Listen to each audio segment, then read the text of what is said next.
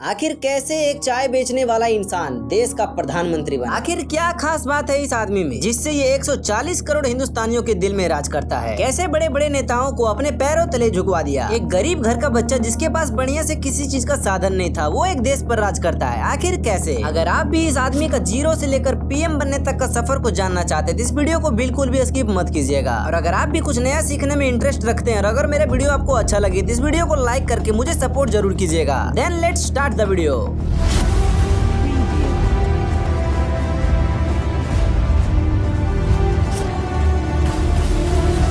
नमस्कार साथियों, मेरा नाम एके ठाकुर और आज मैं आप लोगों को बताने वाला हूं कि कैसे एक नादान सा बच्चा पूरे देश पर राज किया। जिस व्यक्ति को आप फोटो में देख रहे हैं इसका नाम है नरेंद्र मोदी, जो कि वर्तमान समय में 140 करोड़ यानी कि पूरे भारत का राजा है, यानी कि हमारा प्रधानमंत्री। पीएम मोदी का पूरा नाम नरेंद्र दामोदर दास मोदी है। इनका जन्म 27 सितंबर 1950 ईस्वी को गुजरात के महसाना जिला के वडनगर में हुआ था, यानी कि तब तक हमारे देश को आजाद हुए 3 साल हुए थे। इनके पिता दामोदर दास मूलचंद मोदी जो कि एक पेशे से चाय विक्रेता थे और इनकी माता का नाम हीराबेन मोदी था। ये आर्थिक रूप से गरीब और ओबीसी घाची समुदाय से बिलोंग करते थे। वे बचपन में रेलवे स्टेशन और बस स्टेशन में अपने पिताजी के साथ चाय बेचा करते थे। इनका पढ़ाई वडनगर के सरकारी स्कूल से ही हुई थी। ये बचपन से ही पढ़ाई लिखाई के साथ साथ बहुत अनुशासित थे। ये ड्रामा, भाषण और एनसीसी में भी सक्रिय थे। किशोरावस्था में ये राष्ट्रीय स्वयंसेवक संघ यानी कि आरएसएस से जुड़े और ये अपने घर को छोड़कर हिमालय और कुछ साधु संत के स्थानों पर अपना समय बिताया। 1970 के दशक में ये आरएसएस के प्रचारक बने। 1975 में इमरजेंसी यानी कि आपातकाल में भूमिगत रहकर आंदोलन में हिस्सा लिया। 1987 ईस्वी में बीजेपी यानी कि भारतीय जनता पार्टी में ये शामिल हुए और पार्टी में संगठन मंत्री के रूप में काम किया और गुजरात में बीजेपी को बड़ी मजबूत बनाने की भूमिका निभाई। नरेंद्र मोदी को 2001 ईस्वी में गुजरात का मुख्यमंत्री बनाया गया, क्योंकि गुजरात के पूर्व मुख्यमंत्री केशुभाई पटेल की तबीयत और राजनीतिक स्थिति दोनों बिगड़ रही थी। 7 अक्टूबर 2001 को नरेंद्र मोदी को गुजरात के 14वें मुख्यमंत्री के रूप में चुना गया और 2002 ईस्वी में गुजरात में हुए दंगों के बाद भी ये लगातार 2012 ईस्वी तक वहाँ के मुख्यमंत्री बने रहे। मुख्यमंत्री के रूप में विकास और गुजरात मॉडल का छवि बनाया। 2013 ईस्वी में बीजेपी ने नरेंद्र मोदी को प्रधानमंत्री का उम्मीदवार घोषित किया। 2014 लोकसभा चुनाव में बीजेपी ने अकेले 282 सीट पाकर एक ऐतिहासिक जीत हासिल किया और 26 मई 2014 ईस्वी को नरेंद्र मोदी भारत के 14वें प्रधानमंत्री के रूप में शपथ लिया। और प्रधानमंत्री के रूप में उनका पहला कार्यकाल 2014 से 2019 तक चला, जिसमें उन्होंने भारत को एक अलग पहचान देने के लिए कई सारे योजनाएं चलाए, जिसमें उनका प्रमुख पहला योजना है स्वच्छ भारत अभियान, जिसमें प्रधानमंत्री नरेंद्र मोदी ने महात्मा गांधी के सपना को पूरा करने के लिए पूरा भारत में स्वच्छ भारत अभियान चलाया। और ताकि ये लोगों को अजीब ना लगे इसलिए वो खुद सड़क पर उतरकर झाड़ू लगाने लगे, जिससे लोगों में प्रेरणा आई और लोगों ने स्वच्छ भारत अभियान को अपनाकर पूरे भारत को साफ सफाई रखा। और दूसरा प्रमुख योजना का नाम है प्रधानमंत्री जन धन योजना, जिसका एक लाइन था मेरा खाता भाग्य विधाता। जिसके बाद मेक इन इंडिया योजना चलाया। इसमें प्रधानमंत्री नरेंद्र मोदी यह साबित किया कि भारत किसी दूसरे देश पर आश्रित नहीं है, ये अपने सामानों के लिए खुद माल बना सकता है। जिसके बाद प्रधानमंत्री ने प्रधानमंत्री उज्ज्वला योजना चलाया, जिससे लोगों को खाना बनाने में सुगमता हुई। और इसके बाद 2016 में नोटबंदी चलाई, जिससे भ्रष्टाचार नेताओं के पास जो भी काला धन था वो बाहर निकल गया। जिसके बाद प्रधानमंत्री नरेंद्र मोदी ने 2017 ईस्वी में जीएसटी को लागू किया, जिससे भारत की इकोनॉमी को बढ़ने में सहायता मिला। जिसके बाद 2016 में सर्जिकल स्ट्राइक और 2019 में एयर स्ट्राइक करवाया, जिससे पूरी दुनिया को पता चल गई कि भारत किसी से कम नहीं है। जिसके बाद पीएम मोदी का दूसरा कार्यकाल स्टार्ट होता है 2019 से अब तक। जिसके बाद इन्होंने जम्मू कश्मीर का आर्टिकल 370 हटवाया और जम्मू कश्मीर से विशेष अधिकार खत्म कर दिया। जब पूरे भारतवर्ष में कोरोना वायरस ने हाहाकार मचा दिया था तो किसी के पास भी वैक्सीन नहीं था। तब नरेंद्र मोदी ने कोरोना महामारी से निपटने के लिए कोरोना वैक्सीन अभियान चलाया, जिसमें बच्चे बड़ों बूढ़ों के लिए अलग अलग वैक्सीन बनाई गई थी। जिसके बाद पूरे भारतवर्ष में टीकाकरण हुआ और सभी को कोरोना वायरस से बचाया गया। जिसके बाद नरेंद्र मोदी ने G20 समिट 2023 का मेजबानी किया, जिससे भारत का पहचान पूरे विश्व भर में बन गया। चाय बेचने से लेकर प्रधानमंत्री बनने तक का सफर एक गरीब से शिखर तक पहुँचने का एक प्रेरणादायक कहानी बन गई। अंतर्राष्ट्रीय मंच पर भारत की छवि को मजबूत करने का श्रेय भी इन्हें ही दिया जाता है। पीएम बनने के बाद नरेंद्र मोदी दुनिया भर के नेताओं से जाकर मुलाकात की और भारत की छवि को मजबूत बनाया। अंतर्राष्ट्रीय समझौते जैसे कि पेरिस जलवायु समझौता, क्वाड ग्रुप और पड़ोसी देशों के बीच बन रहे खराब रिश्तों को सुधारने का कोशिश किया। जिसके बाद नरेंद्र मोदी ने 2015 ईस्वी में डिजिटल इंडिया अभियान चलाया, जिसका मकसद था कि सरकारी सेवाओं को ऑनलाइन करना और गाँव गाँव तक इंटरनेट पहुँचाना। फोन पे, पेटीएम, भीम, यूपीआई आदि को बढ़ावा दिया। पहले पैसे की बहुत ज्यादा चोरी हुआ करती थी, लेकिन नरेंद्र मोदी डिजिटल इंडिया अभियान चलाकर ये सब सारा चीज को दूर कर दिया। अब भारत के हर गांव में इंटरनेट है और पेमेंट भी ऑनलाइन होता है। जब 2020 ईस्वी में कोरोना वायरस आया था, तब नरेंद्र मोदी ने आत्मनिर्भर भारत अभियान चलाया। भारत में मैन्युफैक्चरिंग बढ़ाने और लोकल प्रोडक्ट को अपनाने पर जोर दिया, ताकि भारत आत्मनिर्भर देश बन सके। अगर आप मेरे इस वीडियो से कुछ भी नया सीखे होंगे तो इस वीडियो को लाइक करके चैनल को सब्सक्राइब कर देना। फिर जब 22 अप्रैल 2025 को कश्मीर के पहलगाम में कुछ आतंकी घुसकर पर्यटकों पर गोलियां चला दी, वो भी धर्म पूछ